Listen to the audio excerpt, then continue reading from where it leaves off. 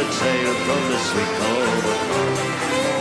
We were sailing away with a cargo of bricks for the Grand City Hall in New York. With a wonderful craft she was rigged for the night. I know how the wide wind drove her. She stood several blasts to 27 masts, and they called her the Irish Rover. We had 1,000,000 bags of the best Sligo rags. We had 2,000,000 barrels of snow. We had 3,000,000 sides of our blind horses' hides, with 4,000,000 barrels of bones. There were 5,000,000 dogs, 6,000,000 hogs, and 7,000,000 barrels of porter.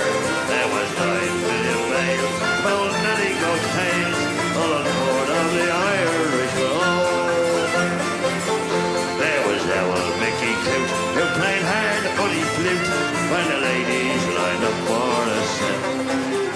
He would bugle with skill for each sparkling quadrille, till the dancers were flutered and met. With his smart and witty talk, he would cock off the walk, and he rolled the dame.